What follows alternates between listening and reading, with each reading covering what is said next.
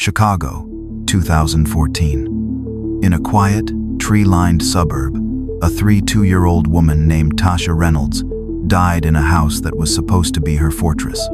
It was a home filled with eyes digital, unblinking cameras she had installed to protect herself from a past she was desperate to leave behind.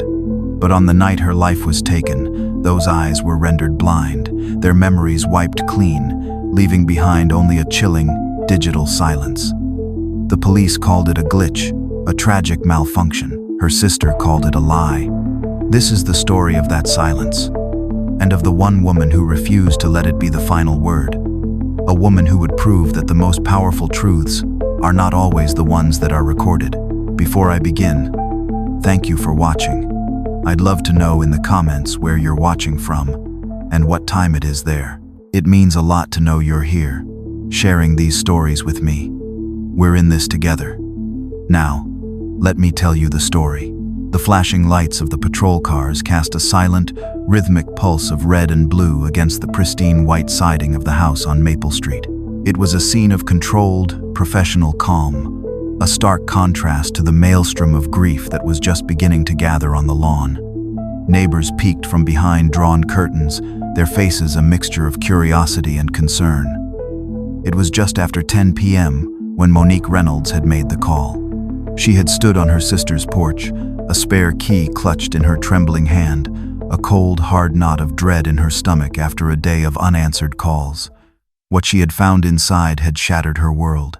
Now, she sat on the cold, damp grass of the neighboring lawn, a thick wool blanket draped over her shoulders by a paramedic who didn't know what else to do. She watched as uniformed officers and detectives moved in and out of Tasha's front door, their movements efficient, their faces unreadable. Tasha, her vibrant, brilliant, and fiercely independent younger sister, was gone. She had been found lifeless in her own living room, a place of comfort she had so carefully and lovingly curated. But as the initial, crushing wave of shock and grief washed over Monique, a second, colder, and more terrifying realization had taken root. The house was a fortress. Tasha, a project manager for a tech startup, had poured her heart, her soul, and her considerable technical expertise into making it one. After a bitter and draining divorce, this house had been her symbol of independence, her sanctuary, and she had fortified it. A state-of-the-art smart home security system, with high-definition cameras covering every conceivable angle, one over the front door, one watching the driveway, another covering the back patio and the yard. Inside, more cameras monitored the main living areas. It was a digital panopticon, a web of unblinking eyes that Tasha could monitor from her phone, a system designed to give her peace of mind, to protect her from the one person in the world she had come to fear. When the detectives had first gone inside, their initial assessment had been swift. The medical examiner had found no obvious signs of trauma. There were no signs of a forced entry. The high-tech locks were still secure. Nothing appeared to be stolen. It was a tragic, but seemingly straightforward scene. But then they had turned their attention to the security system. The central hub, a sleek black box in the entertainment center, had its power light glowing a steady, solid green, but the recording indicator, a small, reassuring red light that should have been blinking, was dark. The monitor was a blank, placid blue. When the first forensics technician had tried to access the server logs, he had found nothing. The entire recorded history from the past 48 hours had been completely and utterly erased. In a house where every move, every sound, every shadow should have been meticulously recorded, not a single frame, not a single byte of data, remained. In the days that followed, as a stunned and grieving community tried to make sense of the tragedy, a central figure of sympathy emerged. David Whitmore, Tasha's ex-husband, a man in his late 30s, played the role of the heartbroken, wronged man to perfection. At the local church they had once attended as a couple, he accepted the hushed condolences of the congregation, his face a mask of weary, dignified sorrow. He would shake his head slowly, his eyes downcast, and speak of Tasha with a kind of gentle, tragic fondness that was both moving and utterly convincing. "I never stopped loving her, you know," he told a group of neighbors who had gathered with casseroles and sympathetic words. "The divorce, it was hard on us both. I just wish we could have found a way to work it out. I prayed she would find peace. His performance was a masterpiece of subtle manipulation. He never spoke ill of Tasha, but he would carefully plant seeds of doubt, small, poisonous suggestions designed to color the community's memory of her. She was under a lot of stress, he would say with a heavy sigh. The new job, the house. She was always so hard on herself. Sometimes, she would forget things, get overwhelmed. I worried about her being all alone in that big house. To his friends and former in-laws, he was the man left behind, a tragic figure who had not only lost his wife to divorce but had now lost her to a sudden, inexplicable fate. His charm, which had always been his greatest weapon, was now his shield. He was handsome, articulate, and knew how to project a sincerity that was as deep as it was false. The community, eager for a simple, non-threatening narrative, readily accepted him as a fellow mourner, a victim of the same tragedy. No one saw the cold, triumphant glint in his eyes, the subtle smirk that would play on his lips when he thought no one was watching. He was not grieving a loss, he was admiring his own handiwork. He had not only been a part of Tasha's life, but he was now, in her death, a central character in her story. A position of control he had been craving since the day she had found the courage to leave him. He was a predator hiding in the warm, comforting camouflage of the community's shared grief. The official police investigation, from the very beginning, was a study in systemic inertia.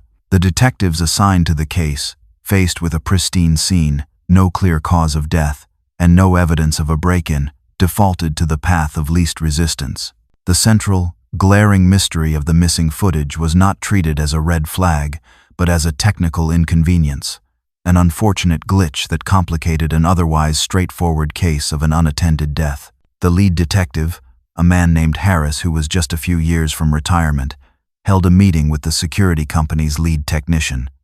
The technician, a young man who seemed more interested in technical jargon than in the human tragedy at hand, explained that the system Tasha had installed was state-of-the-art but notoriously finicky. A power surge, a corrupted firmware update, a hard drive failure. Any of those things could have caused a catastrophic data loss. He had explained, his voice devoid of any suspicion. It looks like a 1-in-a-million system glitch.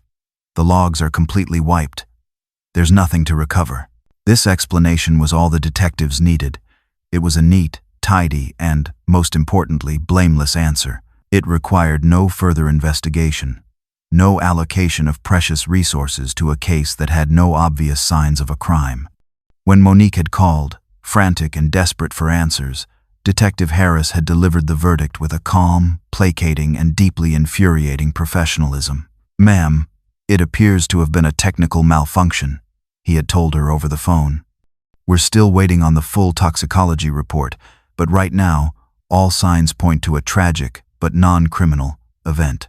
Other officers involved in the case offered their own, equally dismissive theories. One suggested that Tasha, a tech-savvy woman who valued her privacy, may have simply shut the system off herself, for reasons they would never know. Another had labeled it a domestic tragedy without clear foul play, a sad story that was ultimately a private matter. The narrative was being set in stone. A young woman had died alone, and a piece of technology had unfortunately failed at the same time. The case was, for all intents and purposes, being closed before it had ever been truly opened. The system was not designed to solve a mystery like this. It was designed to process it, to file it away, to reduce a complex and terrifying crime to a simple, manageable, and ultimately forgettable label. Once again, a woman's meticulous preparations for her own safety were being posthumously dismissed as irrelevant, a footnote in a story that the authorities had already decided they knew how to write. Monique Reynolds did not accept the official narrative. For her, the investigation had begun not with the police, but in a sterile, echoing courthouse hallway more than a year before her sister's death. The memory of that day was not a hazy, grief-addled recollection. It was a sharp, painful, and perfectly preserved film that played in her mind on a constant, repeating loop. It was the memory that transformed her from a grieving sister into a relentless, singular, and utterly certain investigator. The day of the divorce hearing had been, for Tasha, a day of quiet, hard-won triumph. Monique remembered the stuffy, imposing, wood-paneled courtroom, the droning voice of the judge, the way Tasha had sat so straight and so still, of her composure a suit of armor she had painstakingly assembled for this final battle. David, her soon-to-be ex-husband, had sat across the aisle, a study in practiced, false contrition. His arguments to keep the house they had shared, a house Tasha had bought and paid for with the inheritance from their parents, growing more desperate and pathetic with each passing hour. When the judge's gavel had finally come down, its sharp, definitive crack echoing in the silent room, awarding the property solely and completely to Tasha, Monique had felt a surge of pure, triumphant relief. It was over. Tasha was free. She had watched as her sister's face, for the first time that day, had broken into a small, weary, but victorious smile. But the true, chilling nature of the day was revealed not in the formal, public theater of the courtroom, but in the quiet, anonymous space of the hallway afterward. The air was stale, smelling of old paper and disinfectant, their footsteps echoing on the polished linoleum floor. They were walking toward the exit, Monique's arm wrapped protectively around Tasha's shoulders, when he had approached them. David. He didn't look defeated. He didn't look angry. He looked amused. A cold, detached, and deeply unsettling amusement that was far more terrifying than any rage could ever be. He had stopped directly in front of Tasha, blocking their path, forcing them to a halt. He had leaned in close, his voice a low, confidential, and venomous whisper that was meant only for her. But Monique had been close enough to hear every single, chilling, and unforgettable word. "You got the house, Tasha," he had murmured, a cruel, triumphant smirk playing on his lips. "You and all your little gadgets. But don't you ever forget. I know how they work." He had paused, letting the silence hang in the air for a beat, a moment of pure, psychological terror.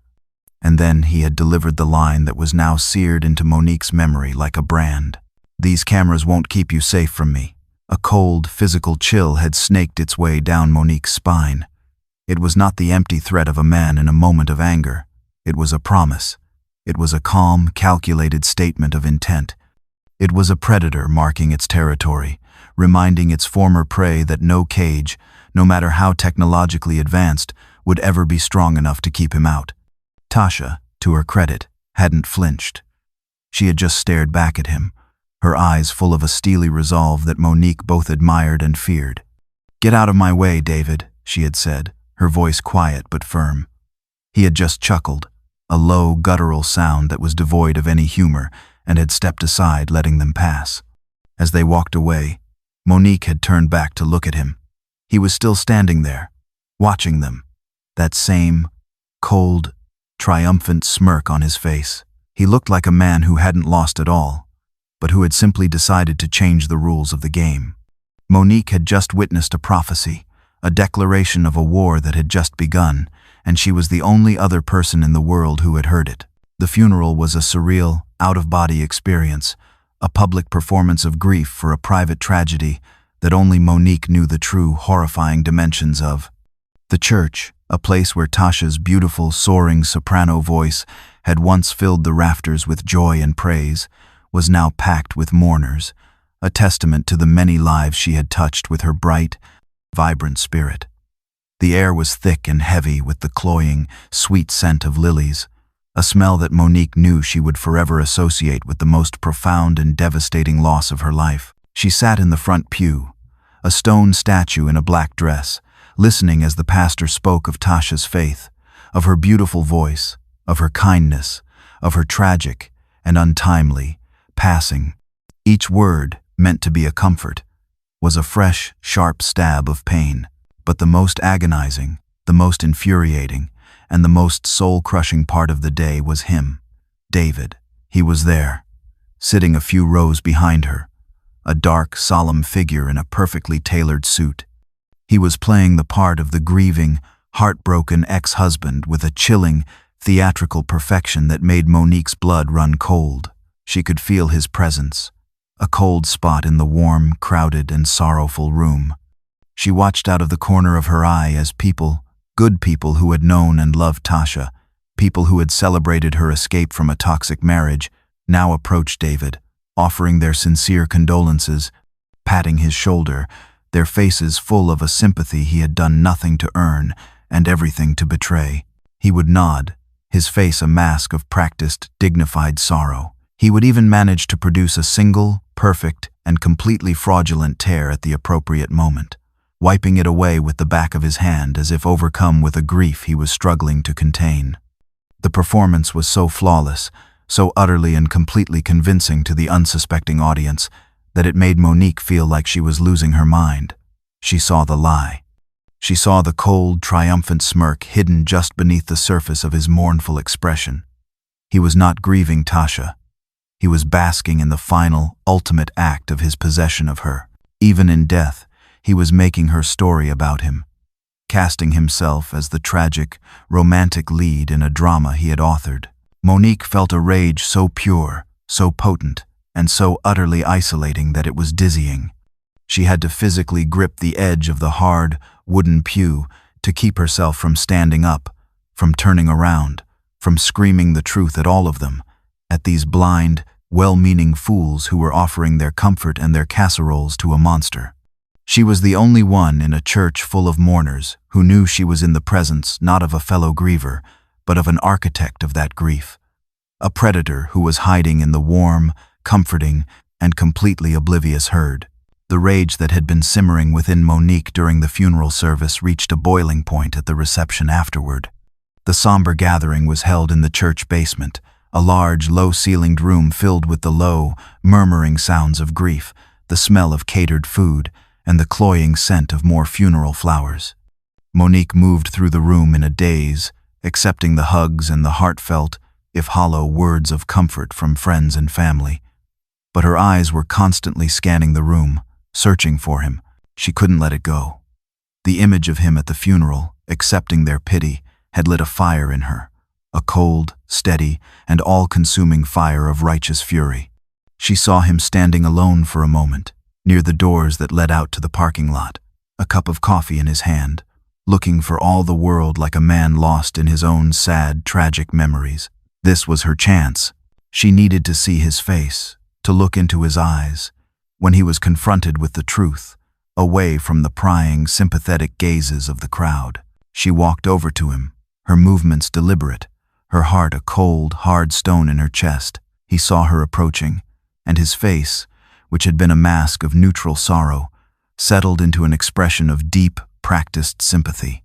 "Monique," he said, his voice a soft, gentle murmur, as if he were speaking to a fragile, broken thing. "I'm so sorry for your loss, for our loss. This is all just unthinkable." "Cut the act, David," she said, her voice low and steady, a dangerous, quiet thing that was far more menacing than a shout. "I don't have time for it."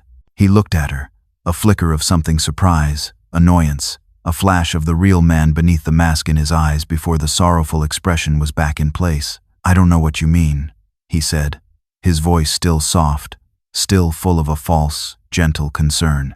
"She told me," Monique said, moving a step closer, invading his personal space, forcing him to look at her, to confront the truth he thought he had so cleverly buried. "Months ago, after the divorce was final, we were having dinner, and she told me that if anything at all, ever happened to her, the first person, the only person I should look at was you." His grieving facade didn't crack, but his eyes, those cold, empty, and soulless eyes, turned hard. The practiced sadness was gone, replaced by a chilling, reptilian stillness. He took a small, deliberate sip of his coffee, a calculated, arrogant gesture designed to show her how little her accusation affected him, how untouchable he believed he was. He leaned in, his voice a low, condescending whisper, a near-perfect and terrifying echo of his threat in the courthouse hallway. "Monique, if I had wanted to hurt her," he said, a faint, almost imperceptible, and utterly cruel smirk playing on his lips, "don't you think it would have happened a long time ago? Don't you think it would have been messier?" He was toying with her. He was mocking her with his own twisted and superior logic. He was telling her, in a coded language that only he and she could understand, that he was too smart for that he was above such crude, obvious, and easily provable violence. He was a different kind of monster, a cleaner, more sophisticated, and far more dangerous kind. He straightened up, his expression once again settling into one of polite, distant sorrow for the benefit of anyone who might be watching. He placed a hand on her shoulder, a gesture of false comfort that made her skin crawl, that felt like the touch of a snake.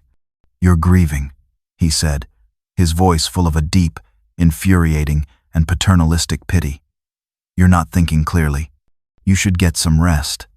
He walked away, leaving her standing there, trembling with a rage so profound, so absolute, and so utterly isolating that it felt like a physical illness. He had just confessed to her, in his own arrogant and legally deniable way, and she was the only one in a room full of people who had heard it. In the weeks that followed the funeral, Monique's grief, a raw and gaping wound, began to calcify. It did not lessen. It changed shape, hardening from a passive state of sorrow into an active, all-consuming mission. Her life became a new, grim routine. Her days were a blur of her social work job, of helping other families navigate the very systems she now found herself at war with. It was a surreal, exhausting duality, being a professional advocate for others while being a powerless, dismissed victim in her own life. But her nights, her weekends, every spare moment she had, were dedicated to Tasha.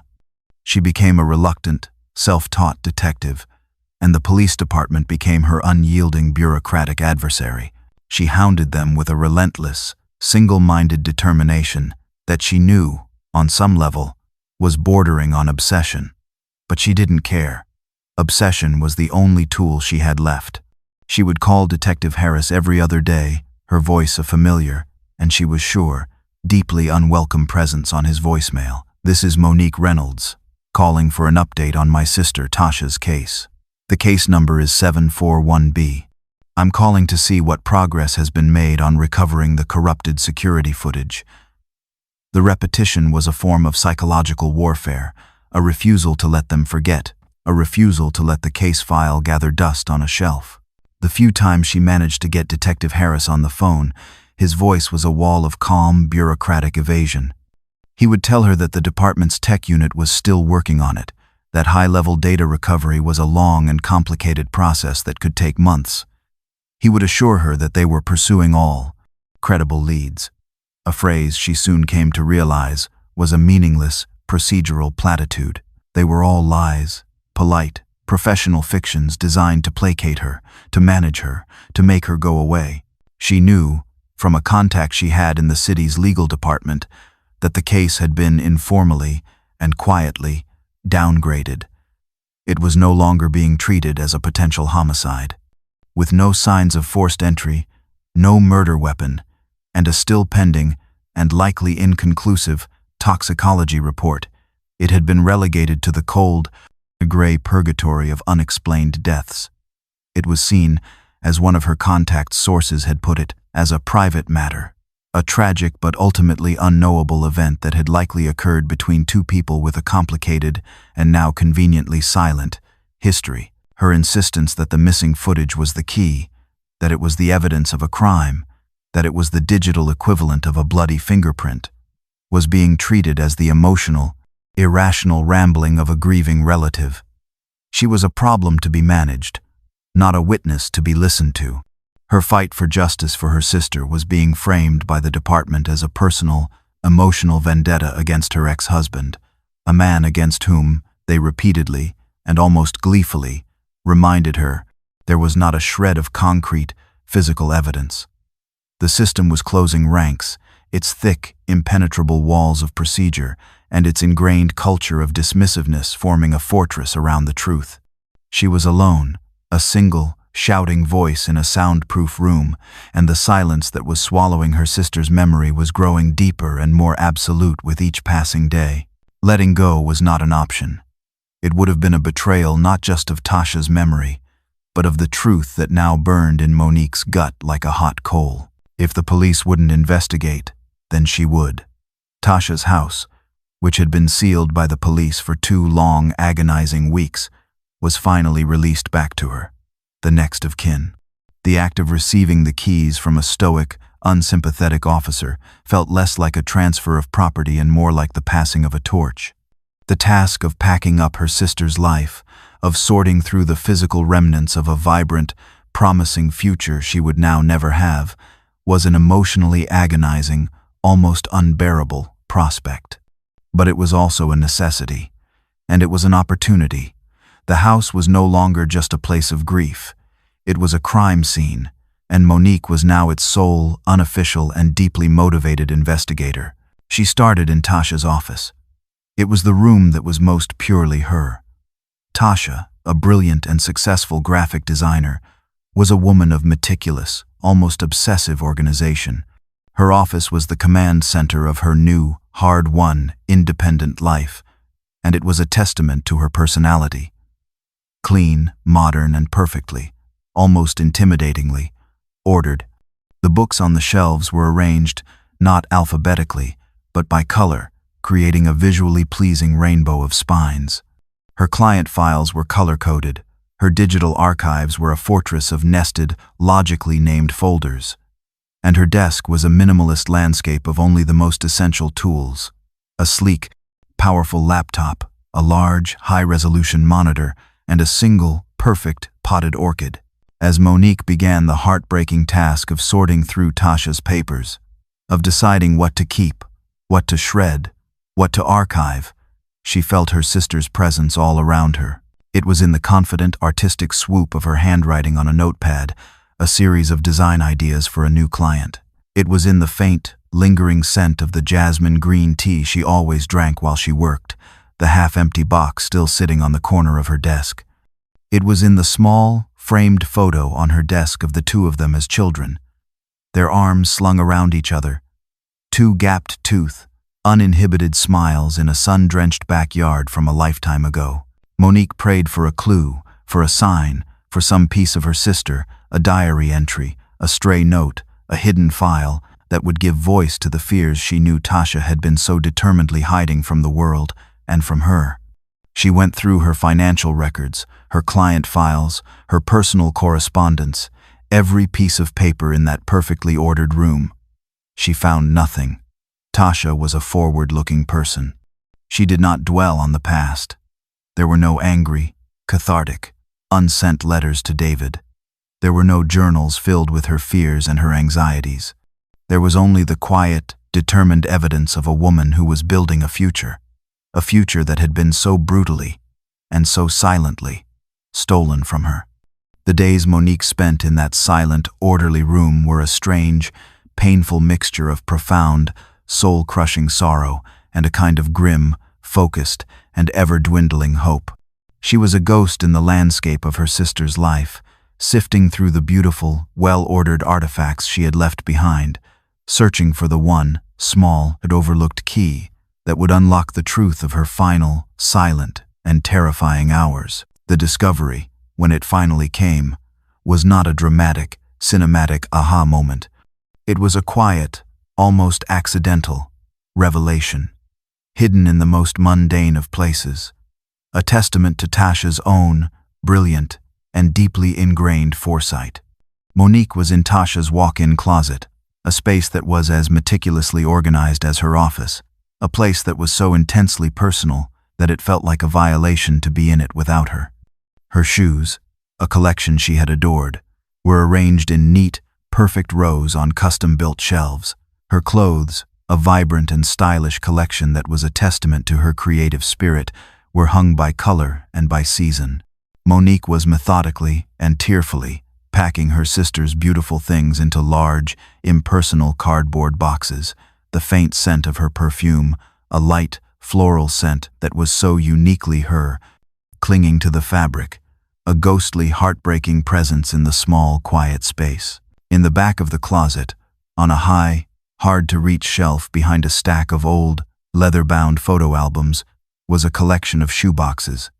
They were all neatly labeled in Tasha's elegant architectural handwriting: winter boots, summer sandals, formal heels. But one box, A plain, unassuming Nike shoebox, was unlabeled. It was the only thing on that shelf, in that entire, perfectly ordered closet, that was not in its proper place. Curiosity, or perhaps some deeper intuitive nudge from a place beyond herself, made Monique pull it down. It wasn't filled with shoes.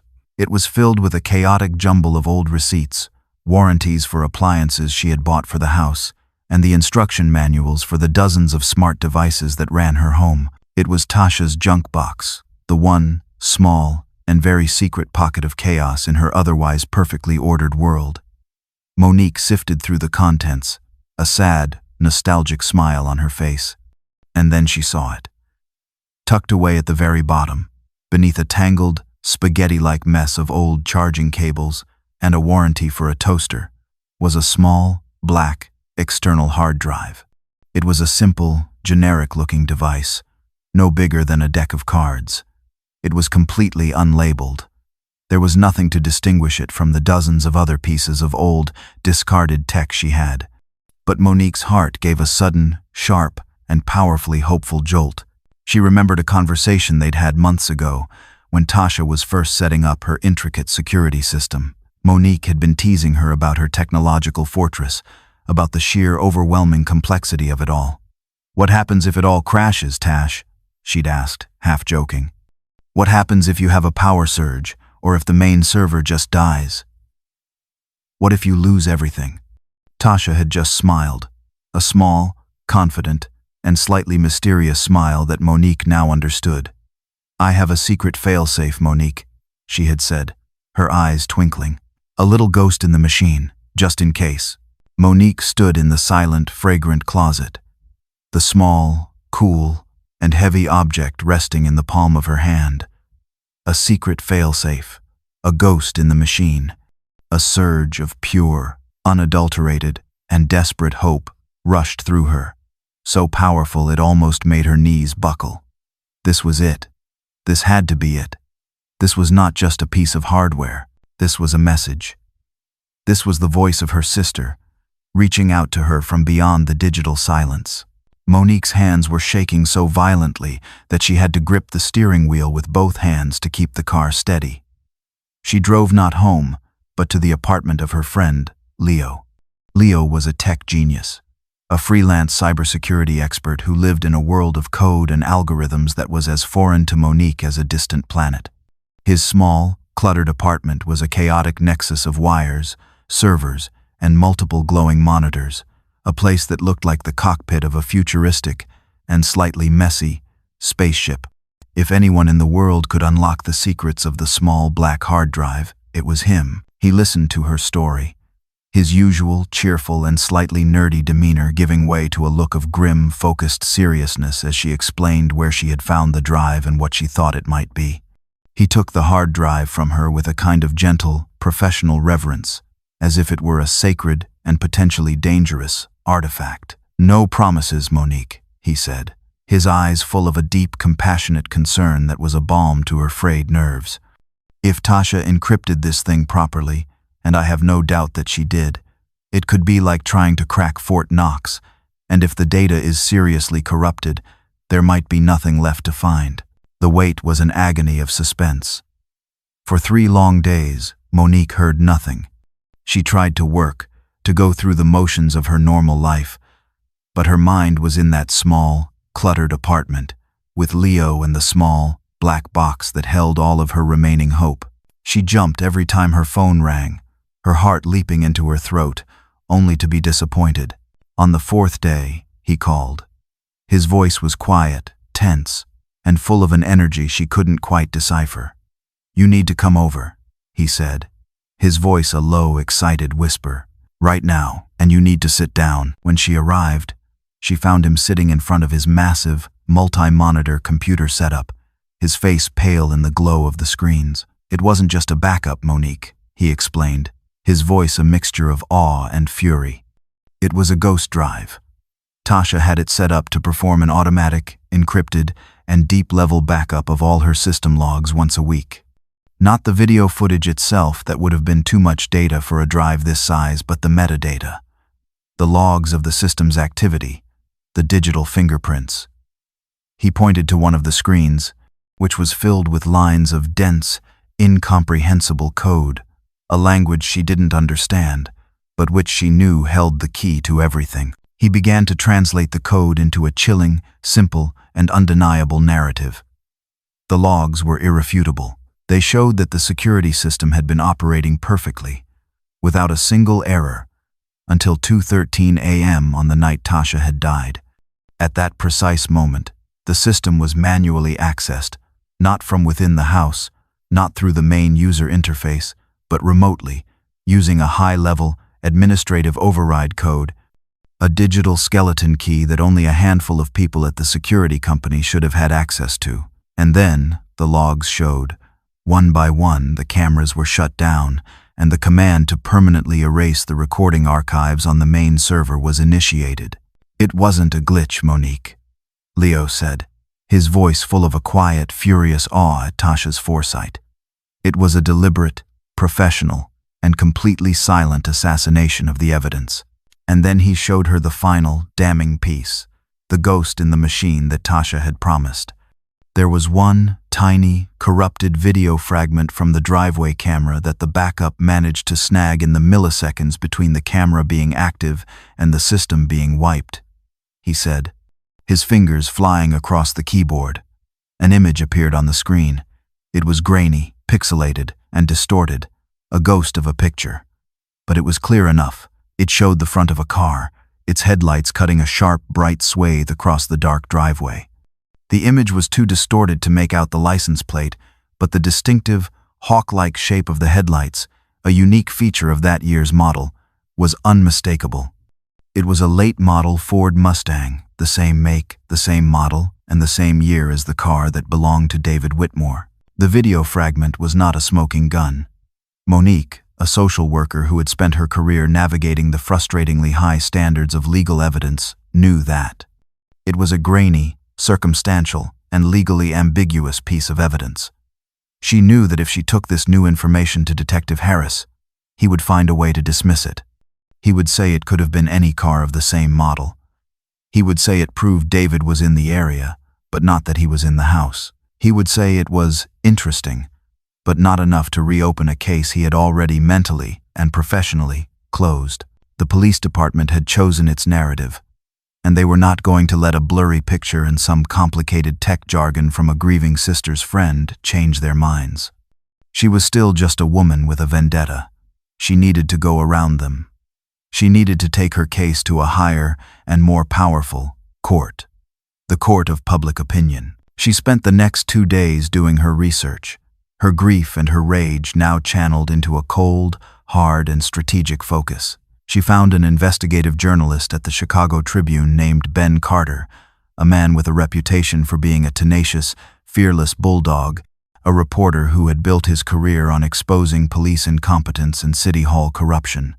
He was a man who, she prayed, would see not a hysterical woman, but a story of a profound and systemic injustice. She called his direct line at the newspaper, her voice low and urgent, speaking in careful, coded language that was designed to pique his reporter's instincts. She didn't give him all the details over the phone. She just told him she had incontrovertible proof that a recent, high-profile death that had been ruled non-suspicious was, in fact, a technologically sophisticated crime, and that the official investigation was being deliberately and systematically suppressed. They met in a noisy, anonymous diner on the other side of the city, a place of cracked red vinyl booths and the lingering smell of stale coffee and fried onions, a place where no one would know either of them. Ben Carter was a sharp, skeptical man in his 50s, his eyes missing nothing, his face a roadmap of 1,000 cynical stories. He listened, his expression unreadable, his pen unmoving on his notepad as Monique laid out her case.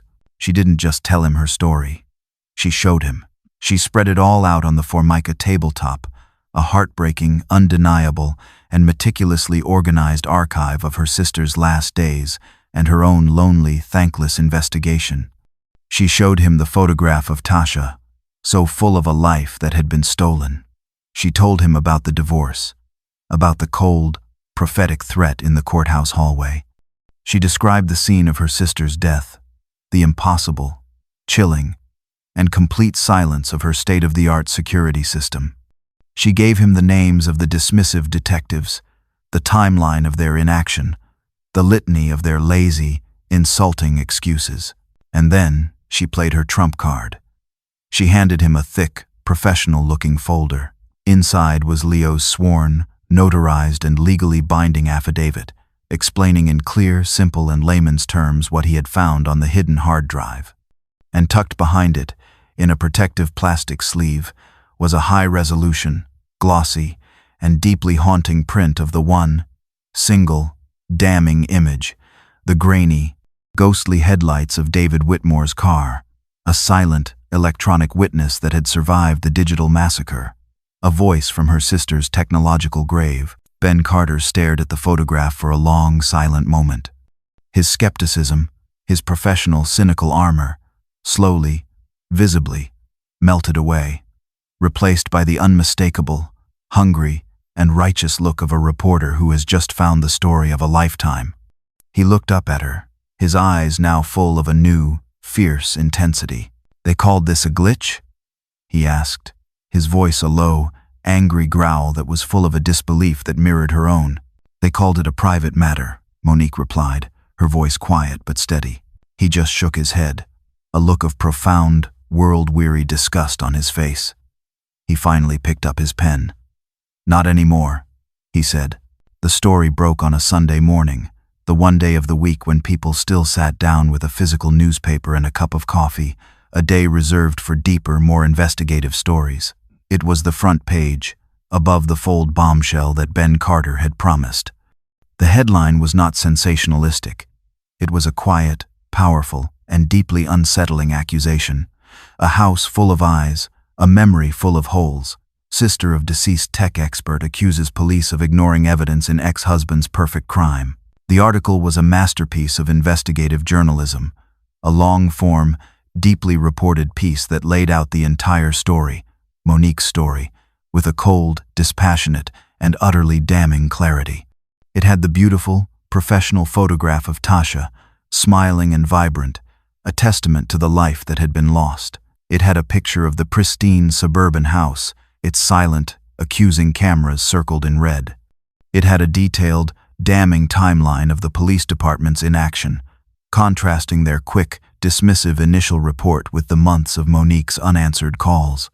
And, most powerfully, it had the grainy, ghostly photograph of the headlights, a single, powerful, and deeply mysterious image that asked a question the entire city would soon be demanding an answer to. The story was an explosion. It was the lead story on the local television news that night, the reporters standing in front of Tasha's dark, empty house.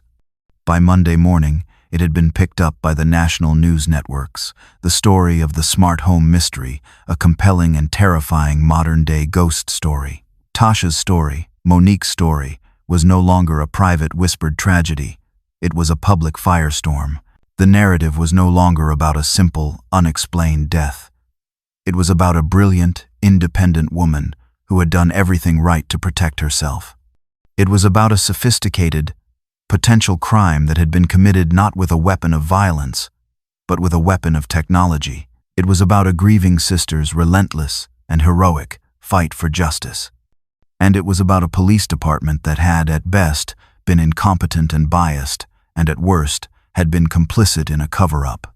Public outrage, fueled by the 24-hour news cycle and the new burgeoning world of online forums and social media, built with a swift and overwhelming force. The police department's phone lines were flooded with angry calls from citizens. The mayor's office was inundated with emails demanding an independent investigation. The story had hit a nerve. It was a story about technology, about the hidden, insidious nature of domestic abuse, about a system that had so profoundly and so casually failed a woman of color.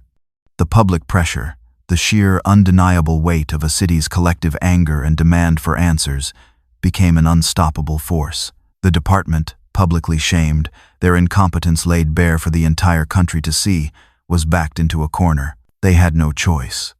They held a tense, uncomfortable press conference, announcing that, in light of new evidence that has recently been brought to light, the case of Tasha Reynolds was being officially reopened as a full-scale homicide investigation, with her ex-husband, David Whitmore, named as a primary person of interest.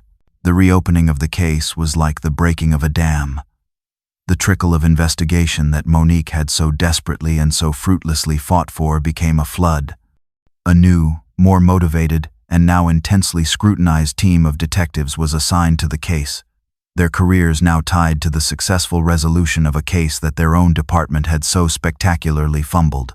They moved with a speed and an efficiency that was a bitter, infuriating testament to what should have been done months before.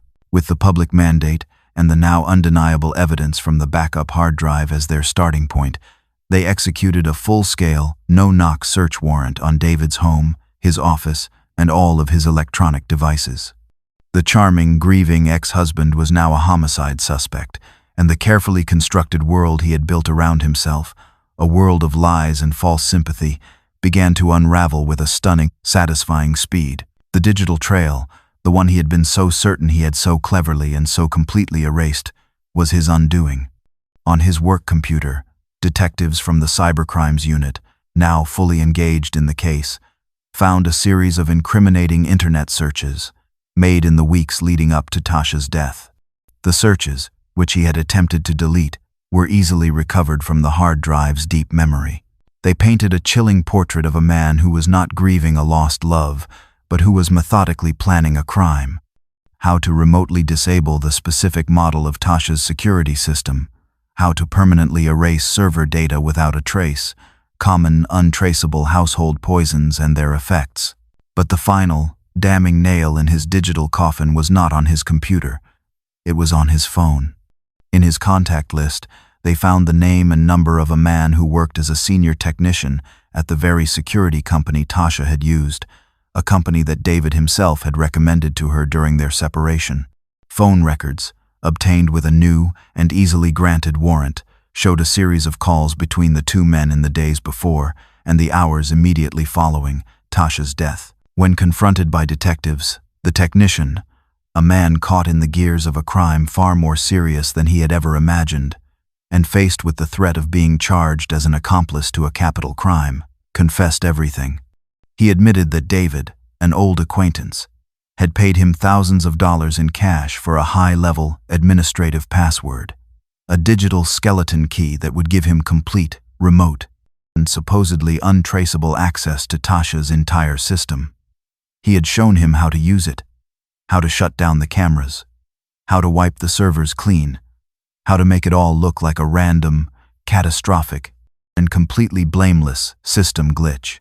The digital ghost that Monique had found on Tasha's hidden hard drive now had a voice, a motive, and a co-conspirator. The trail, once so cold and so deliberately and arrogantly obscured, was now a blazing, incandescent path that led directly, and with an absolute, undeniable certainty, to David Whitmore. The trial was the final, public act of a drama that Monique had been living in private for almost a year. Sitting in the front row of the hushed, wood-paneled courtroom, she watched as the prosecutor, a sharp, intelligent woman who had taken on the case with a personal, righteous fury, laid out the evidence with a cold, dispassionate, and devastating precision. The story she told was Monique's story, the story she had screamed into the void for months, but it was now stripped of her grief and her rage, and presented to the jury as a series of cold, hard, and irrefutable facts.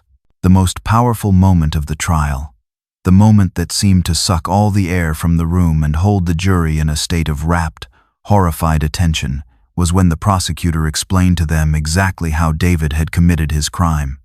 She put a large, clear diagram of Tasha's state-of-the-art security system up on a large screen, the same system Tasha had once explained to Monique with such pride, a symbol of her new, safe, and independent life. And then, step by step, with the help of an expert witness from the FBI's Cybercrimes Division, she walked them through how David, from the comfort and safety of his own home miles away, had used the stolen password, the digital skeleton key, to enter his ex-wife's fortress not by breaking down the walls, but by simply walking through the digital front door. She described how he had, for hours, perhaps even days, watched her, a silent, voyeuristic predator observing his unsuspecting prey through her own trusted cameras. She described how he had waited until she was asleep, until the house was dark and still. She described how he had then, one by one, with a series of simple, cold, and calculated clicks of a mouse, remotely disabled each camera, each microphone, plunging the house into a digital silence. And then, how he had entered the house, using a key he had never returned, and committed his terrible, silent act.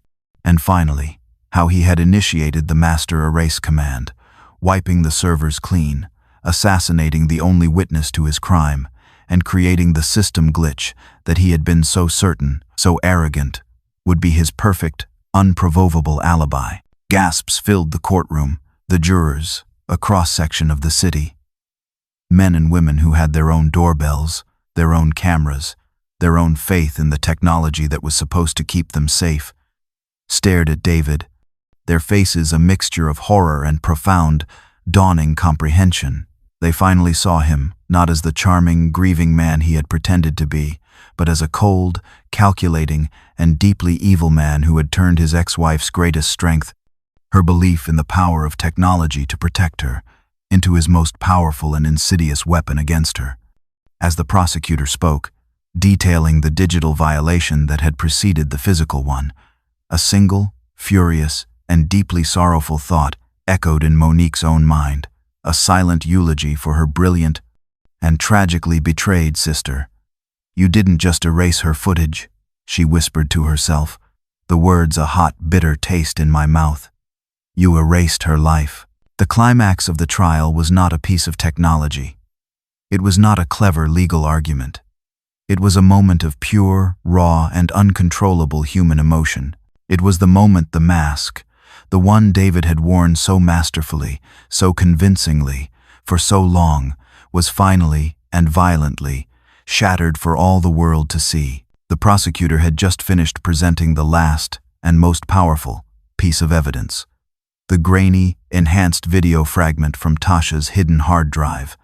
It was displayed on the large screens in the courtroom, a ghostly, damning image that had been the catalyst for the entire investigation. The silent, electronic witness that had survived the digital massacre, a voice from Monique's sister's technological grave. As the image of the headlights lingered on the screen, a heavy, damning silence filled the room. Monique didn't look at the screen. She had seen the image 1,000 times in her own nightmares. She looked at him. She looked across the courtroom, past the lawyers and the stenographer and the polished wood of the witness stand, and she locked eyes with David Whitmore. For the first time in the entire trial, he was not looking at the jury, trying to project an image of wronged innocence. He was not looking at the judge. He was looking at her.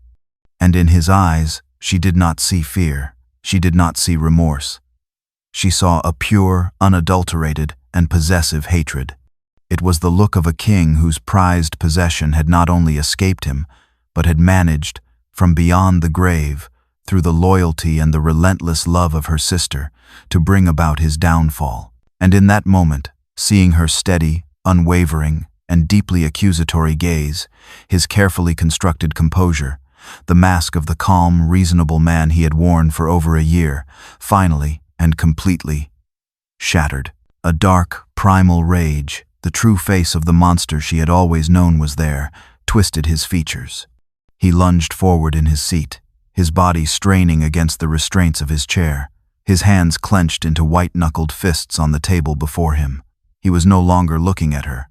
He was screaming at her, his voice a raw, ragged, and horrifying sound that echoed through the stunned, absolute silence of the courtroom.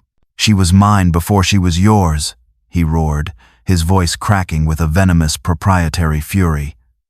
"She was always mine." It was not a confession to the crime. It was something far more damning. It was a confession of the motive. It was a confession of his twisted, proprietary, and narcissistic soul. It was a final, public declaration of the belief that had driven him from the very beginning, that Tasha was not a person, but an object, a possession that he had the right to control, and, ultimately, that when she had refused that control, to destroy. In that single, explosive, and self-immolating moment, The entire courtroom, the jury, the judge, the world, finally saw the possessive, raging monster that Monique had been seeing all along. Months after David's conviction, on the one-year anniversary of Tasha's death, a date that had once been just another day on the calendar but was now a permanent, painful scar on Monique's soul, she organized a candlelight vigil. It was held in the small, quiet park across the street from her sister's house, the house that had now been sold, its new owners unaware of the silent, digital drama that had unfolded within its walls. The new family had taken down the cameras. The turnout was overwhelming. The same neighbors and church members who had once offered David their sympathy, who had whispered about Tasha's supposed instability, were now here, their faces full of a quiet, somber shame and a deep, genuine, and newly informed sorrow. They held their candles high, their small, individual flames creating a small, powerful galaxy of light against the encroaching darkness of the evening. Monique stood before them, not as an accuser, not as a woman full of a righteous, vindicated rage, but simply as Tasha's sister. She spoke of her sister's spirit, of her infectious laugh, of her fierce, brilliant independence, of her unwavering belief in her own ability to build a safe and beautiful world for herself, a world she had so tragically, and so briefly, been able to enjoy. As she spoke, her voice steady and clear in the cool night air, she looked at the sea of faces, at the flickering, hopeful lights, and she felt a strange, quiet sense of peace settle over her for the first time in a year. Her long, lonely, and thankless fight was over. The truth was out. Her sister's name, her sister's memory, had been cleared, had been honored.